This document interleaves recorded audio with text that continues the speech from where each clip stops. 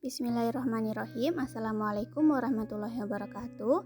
Perkenalkan, nama saya Darni dari kelas Ekonomi Syariah 5E dengan NIM 1904010019. Di video kali ini saya akan menjelaskan materi mengenai pemilihan lokasi. Yang pertama yaitu pengertian dari lokasi perusahaan. Pengertian lokasi perusahaan adalah suatu tempat di mana perusahaan itu melakukan kegiatan fisik. Kedudukan perusahaan dapat berbeda dengan lokasi perusahaan, karena kedudukan perusahaan adalah kantor pusat dari kegiatan fisik perusahaan. Contohnya, bentuk lokasi perusahaan adalah pabrik, tempat memproduksi barang. Selanjutnya, faktor-faktor penentuan lokasi. Yang pertama, produktivitas tenaga kerja. Salah satu alasan penentuan keputusan di suatu daerah adalah pertimbangan biaya tenaga kerja. Perusahaan menginginkan adanya biaya tenaga kerja yang murah, namun perusahaan perlu pula mempertimbangkan produktivitas tenaga kerjanya. Kadangkala harga yang murah tidak menjamin produktivitas tenaga kerja yang tinggi.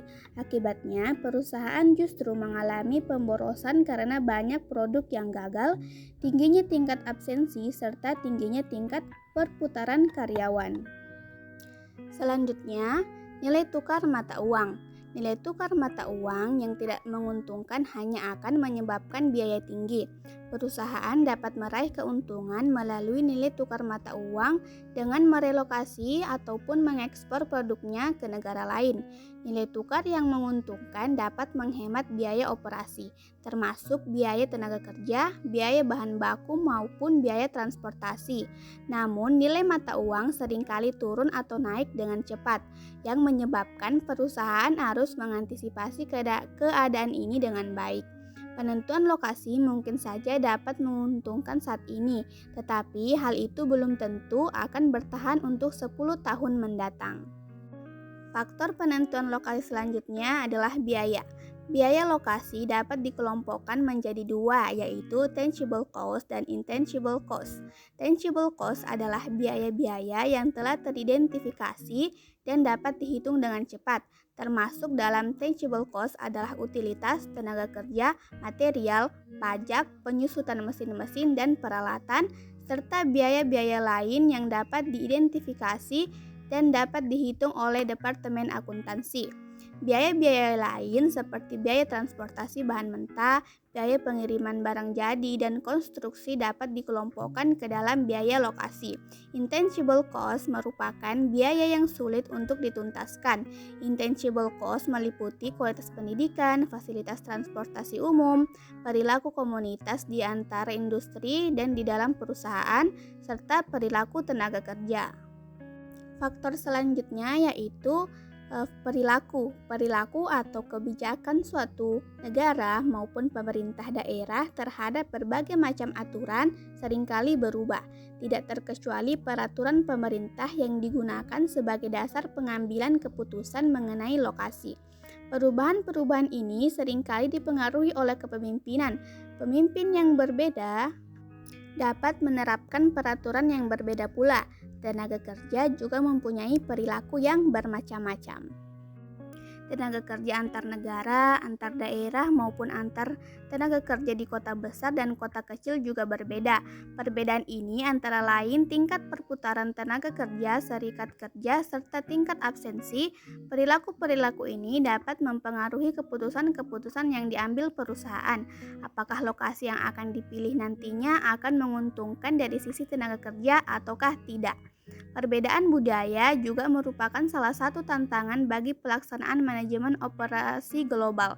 Perbedaan budaya tenaga kerja maupun pemasok dapat menyebabkan perbedaan dalam hal produksi dan jadwal pengiriman. Faktor yang terakhir yaitu kedekatan dengan pasar, pemasok, dan pesaing. Beberapa perusahaan mementingkan untuk mendirikan lokasi yang dekat dengan konsumen.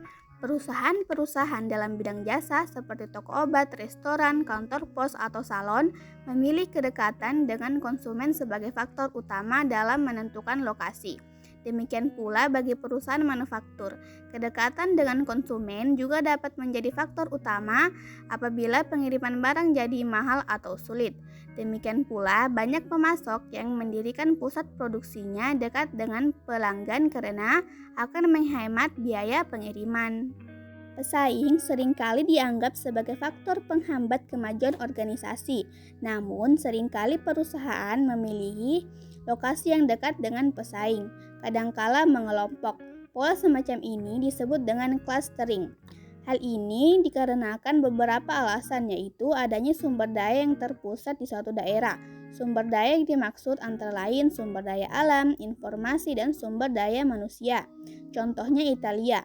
Italia merupakan contoh negara yang menerapkan sistem clustering, yaitu di mana wilayah utara dijadikan sebagai pusat produksi spesialis keramik, perhiasan, mesin, wool, kacamata, dan mesin pasta.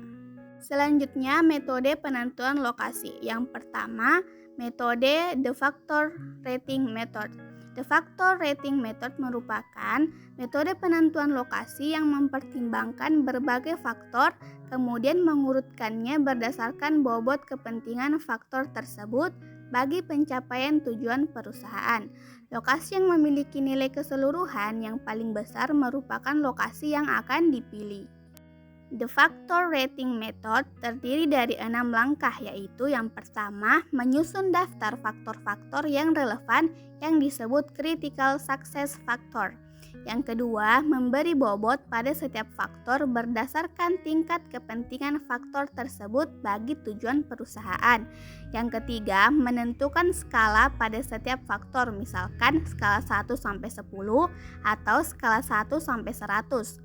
Yang keempat, menentukan skor setiap lokasi untuk setiap faktor dengan menggunakan skala pada langkah 3. Kemudian yang kelima, kalikan skor dengan bobot masing-masing faktor dan jumlahkan untuk setiap lokasi. Yang keenam, buat rekomendasi berdasarkan skor terbesar. Contoh dari The Factor Rating Method. PT Maju Laksana berencana mendirikan pabrik baru karena yang ada saat ini sudah tidak dapat melayani permintaan yang semakin meningkat. Perusahaan memiliki alternatif lokasi, yaitu di Tangerang dan di Surabaya. Setelah menentukan faktor-faktor penentu dan bobot serta skor masing-masing faktor, maka hasil perhitungan menggunakan The Factor Rating Method adalah sebagai berikut. Berdasarkan perhitungan tersebut, lokasi Tangerang adalah lokasi yang paling sesuai bagi perusahaan karena memiliki skor yang lebih tinggi dibandingkan lokasi Surabaya, yaitu skornya 70,4 dan skor Surabaya 68. Metode yang kedua yaitu Locational Break-Even Analysis. Locational Break-Even Analysis merupakan analisis biaya volume untuk menyusun perbandingan alternatif-alternatif lokasi secara ekonomis. Metode ini dilakukan dengan mengidentifikasi biaya tetap dan biaya variabel, kemudian menggambarkannya dalam bentuk grafik sehingga diperoleh lokasi yang memiliki biaya paling rendah. Locational Break-Even Analysis memiliki 3 langkah, yaitu yang pertama, tentukan biaya tetap dan biaya variabel masing-masing alternatif lokasi. Yang kedua, gambar menjadi bentuk grafik. Dan yang ketiga, pilih lokasi dengan biaya termurah untuk volume produksi yang diinginkan. Berikut adalah contohnya. PT Maju Bakti, sebuah perusahaan yang memproduksi karburator mobil, tengah mempertimbangkan untuk membuka pabrik baru. Terdapat 3 alternatif lokasi, yaitu di Sidoarjo, Semarang, atau Bekasi. Studi pendahuluan telah dilakukan dan diperoleh perkiraan biaya tetap per tahun per lokasi adalah 30 juta, 60 juta, dan 110.000 dengan biaya variabel per unit sebesar 75.000, 45.000, dan 25.000. Harga jual karburator diperkirakan senilai 120.000 dan perusahaan-perusahaan menginginkan untuk memproduksi pada tingkat produksi 2 juta unit per bulan. Perhitungan penentuan lokasinya adalah sebagai berikut. Sidoarjo biaya totalnya yaitu 180 juta, Semarang biaya totalnya 150 juta, dan Bekasi biaya totalnya adalah 160 juta. Setelah kita melakukan perhitungan tersebut, maka langkah berikutnya adalah menggambar grafik untuk setiap lokasi. Berikut adalah grafiknya. Apabila akan berproduksi pada tingkat volume 2 juta unit per tahun, maka Semarang merupakan pilihan yang paling tepat karena biaya totalnya adalah paling murah. Tingkat keuntungan yang diharapkan adalah sebesar 90 juta per tahun. Titik persilangan antara Sidoarjo dan Semarang adalah 1 juta.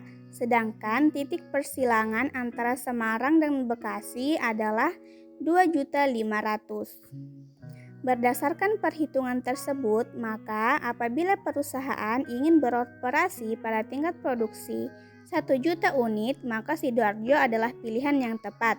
Sedangkan apabila berproduksi pada tingkat produksi 2.500.000 atau lebih, Bekasi merupakan pilihan yang tepat. Metode selanjutnya adalah metode center of gravity. Metode center of gravity adalah teknik matematis yang digunakan untuk menemukan pusat lokasi distribusi yang dapat meminimalkan biaya. Metode ini mempertimbangkan lokasi pasar, jumlah barang yang dikirim, serta biaya pengiriman. Langkah pertama dalam metode ini adalah menentukan lokasi dalam suatu sistem koordinat. Penggambaran koordinat dan skala yang digunakan dapat bervariasi, asalkan dapat merepresentasikan jarak yang sesungguhnya. Itulah tadi penjelasan mengenai pemilihan lokasi yang dapat saya jelaskan. Apabila ada kesalahan dalam pengucapan saya dalam video ini, saya memohon maaf dan terima kasih. Wassalamualaikum warahmatullahi wabarakatuh.